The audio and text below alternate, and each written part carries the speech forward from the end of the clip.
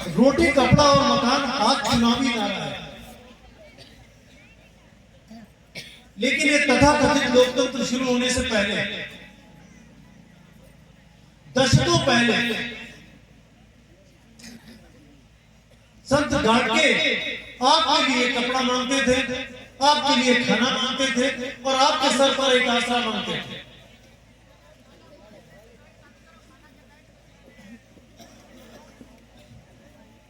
उन्होंने अपनी मेहनत की कमाई, अपनी पूंजी, अपनी जमीन बाबा साहब के मिशन में देने में कोई देर नहीं की। एक नाम मैं छत्रपति शिवाजी का पढ़ रहा हूं यहां पर। आपने उन्हें पूर्वी कुलगौरव लिखा है। माफ कीजिए, मुझे लगता है कि जो भी महापुरुष है, जो बड़ी शख्सियत है, वो किसी एक बिरादरी की तो रह ही नहीं जाती।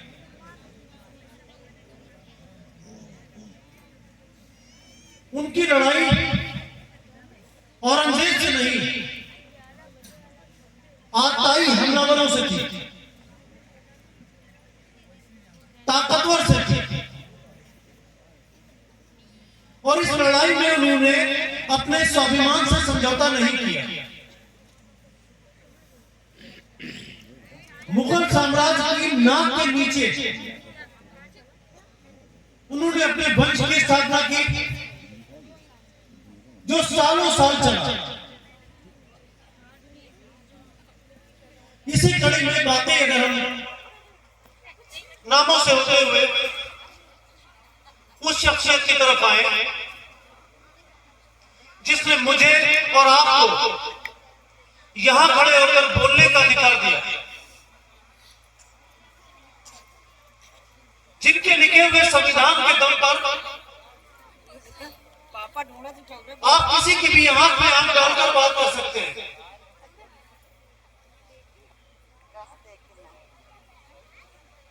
वो शख्सियत जिसे संस्कृत बोलने की परमिशन न होने वाले देश में, जिसने दर्जनों भाषाओं में पारंगत होकर दिखा दिया, दर्जनों विधाओं में। गौर करिएगा, उन्होंने अपनी कमियों का रोना नहीं रोया। वो ऐसी कक्षा में बैठते थे जहां ज्यादातर लड़के उन्हें छूते नहीं थे।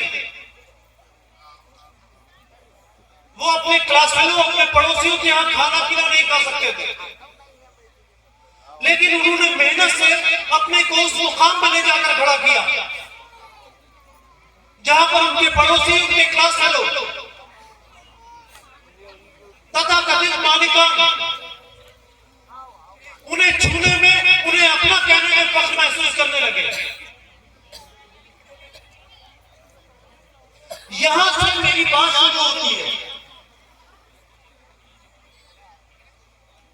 कभी अपनी कमियों का रोना मत रोइए।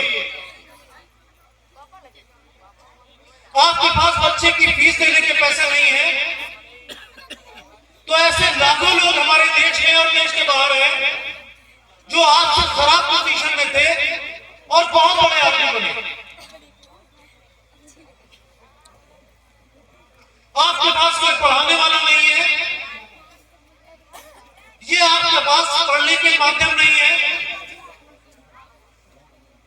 या आपने पढ़ाई को पैसे का जरिया मान रखा है, तो माफ कीजिएगा दोस्तों, ये आपकी कमी है।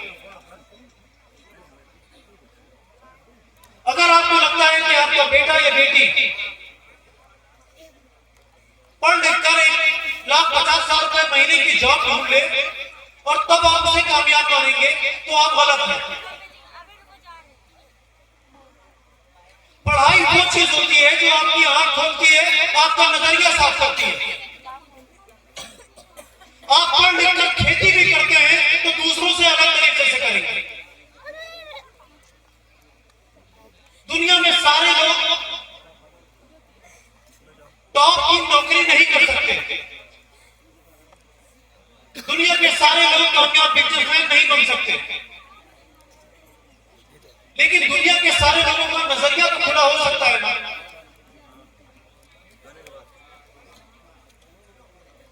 अभी जो आप ही कह रहे थे,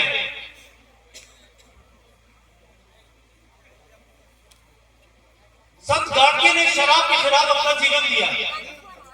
तमाम ऐसे संत हैं, तमाम ऐसे आपके घर के आसपास बड़े मिलेंगे।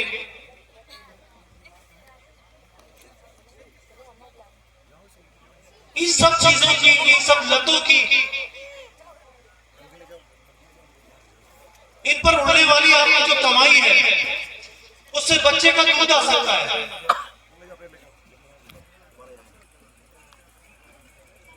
आपके पान मसाले का खर्च महीने के आखिर में इतनी बड़ी रकम बनती है कि उससे बच्चे की 2-4 किताबें आ सकती है।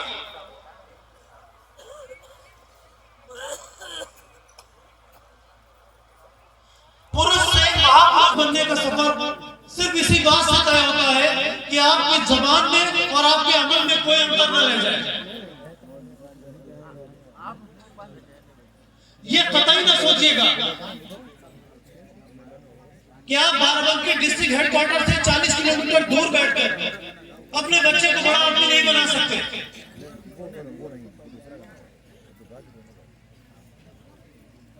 आप में बात होगी, आपके बच्चे में दम होगा तो दुनिया सलाम बजाने इस गांव में आएगी। इस नफरत की पॉलिटिक्स के दौर में अगर हम सब भाई मिलकर हिसार वाले अलिवाई नाम के किसी आदमी को जिला वार का अध्यक्ष चुन सकते हैं 125 साल में पहली बार, तो असंभव कुछ भी नहीं है।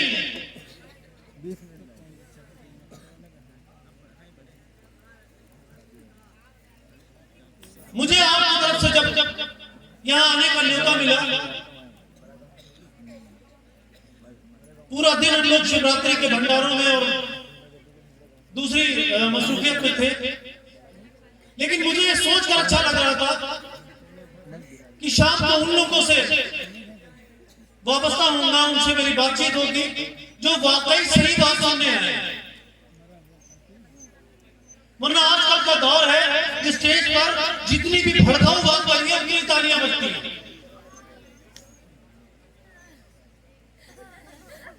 दुनिया लड़ाई की तरफ जा रही है। अपने बच्चों को मोहब्बत सिखाइए। दुनिया दिमागी जहालत की तरफ जा रही है, अपने बच्चों को पढ़ाइए। और ये कतई न सोचिए कि आपने जिंदगी में यहां तक हासिल किया तो आपका बेटा कहां तक जाएगा, इसकी कोई सीमा नहीं है। वो जो आसमान से हमें देख रहा है उसे अलग अलग नामों से कोई भी पुकारे, लेकिन उसकी निगाह सब पर होती है। वो किसी भी बच्चे में, किसी भी बुजुर्ग में कोई भी अच्छी बात, कोई टैलेंट डाल सकते हैं। अगर ऐसा होता तो बाराबंकी में संत धोनी, आनंद मोहन और जयपुरिया सहित सारे आईएएस निकलते। 70% आईएएस हिंदी मीडियम स्कूलों से जाते हैं। अंग्रेजी की जानकारी जरूर हासिल कराइए बच्चों को, लेकिन उसका खौफ अपने दिमाग पर हावी मत होने दीजिए।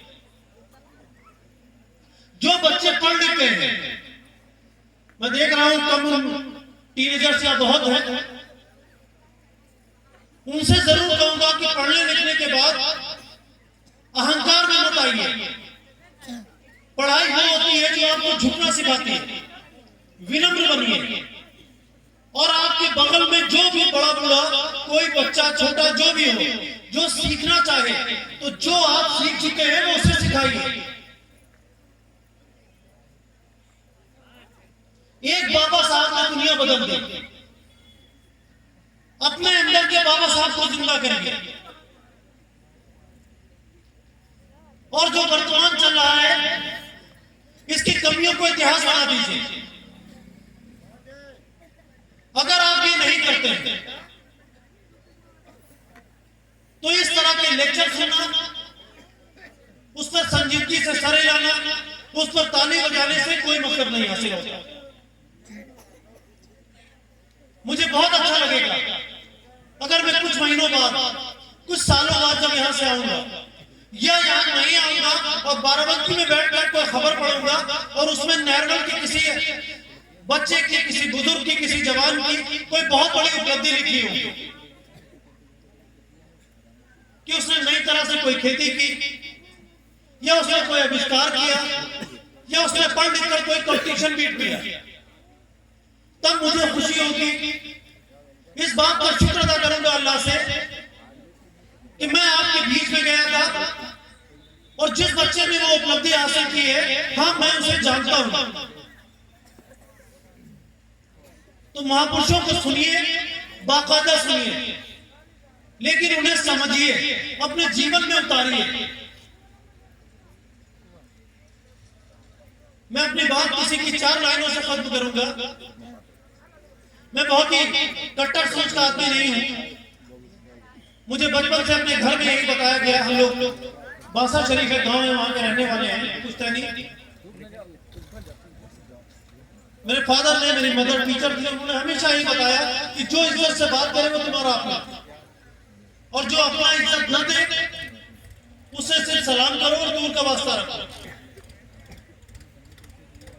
उसी सोच को डेडिकेट करते हुए ये 4 मिसरे मैंने कही, ये शेर सुना था। मुझे लगता है इन महापुरुषों की नजर करना सही रहेगा। खुदा के बंदे तो हैं हजारों, खुदा के बंदे तो हैं हजारों, बनों में फिरते हैं मारे मारे। खुदा के बंदे तो हैं हजारों, बनों में फिरते हैं मारे मारे। मैं उसका बंदा बनूंगा जिसको खुदा के बंदों से प्यार होगा। बहुत बहुत शुक्रिया, बहुत बहुत धन्यवाद।